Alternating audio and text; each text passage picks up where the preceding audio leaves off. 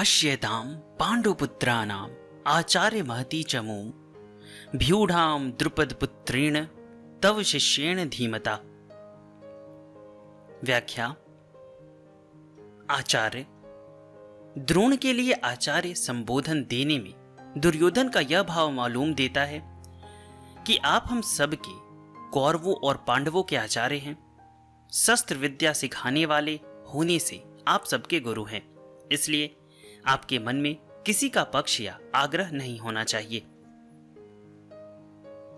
तव शिष्येण धीमता, इन पदों का प्रयोग करने में दुर्योधन का भाव यह है कि आप इतने सरल हैं कि अपने मारने के लिए पैदा होने वाले धृष्टद्युम्न को भी आपने अस्त्र शस्त्र की विद्या सिखाई है, और वह आपका शिष्य धृष्टद्युम्न इतना बुद्धिमान है कि उसने आपको मारने के लिए आपसे ही अस्त्र शस्त्र की विद्या सीखी है।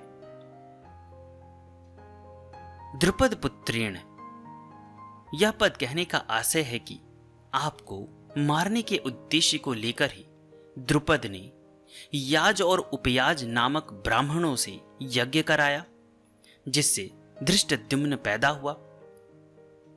वही यह द्रुपद पुत्र धृष्टद्युम्न आपके सामने प्रतिपक्ष में सेनापति के रूप में खड़ा है।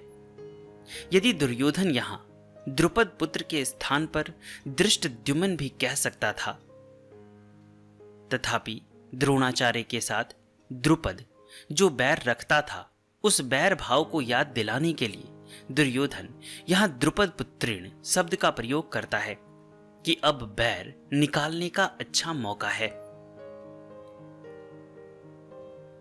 पांडुपुत्राणाम एता भ्यूढ़ा महती चमू पश्य।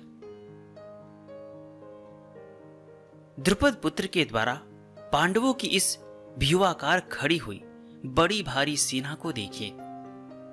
तात्पर्य है कि जिन पांडवों पर आप स्नेह रखते हैं, उन्हीं पांडवों ने आपके प्रतिपक्ष में खास आपको मारने वाले द्रुपद पुत्र को सेनापति बनाकर व्यू रचना करने का अधिकार दिया है।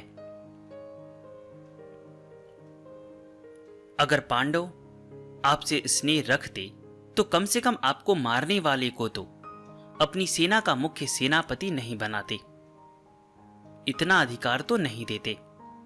परंतु सब कुछ जानते हुए भी उन्होंने उसी को सेनापति बनाया है। यद्यपि कौरवों की अपेक्षा पांडवों की सेना संख्या में कम थी, अर्थात कौरवों की सेना 11 अक्षौहिणी और पांडवों की सेना 7 अक्षौहिणी थी, तथापि दुर्योधन पांडवों की सेना को बड़ी भारी बता रहा है। पांडवों की सेना को बड़ी भारी कहने में दो भाव मालूम देते हैं। पहला, पांडवों की सेना ऐसे ढंग से भ्यूआकार खड़ी हुई थी जिससे दुर्योधन को थोड़ी सेना भी बहुत बड़ी दिख रही थी। और दूसरा, पांडव सेना में सब के सब योद्धा एक मत के थे। इस एकता के कारण पांडवों की थोड़ी सेना भी बल में, उत्साह में बड़ी मालूम दे रही थी। ऐसी सेना को दिखाकर दुर्योधन द्रोणाचार्य से यह कहना चाहता है कि युद्ध करते समय आप इस सेना को सामान्य और छोटी ना समझें। आप विशेष बल लगाकर सावधानी से युद्ध करें।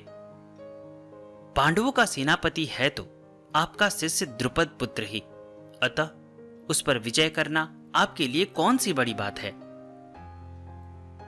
एता पश्य कहने का तात्पर्य है कि यह पांडव सेना युद्ध के लिए तैयार होकर सामने खड़ी है, अतः हम लोग इस सेना पर किस तरह से विजय कर सकते हैं, इस विषय में आपको जल्दी से जल्दी निर्णय लेना चाहिए।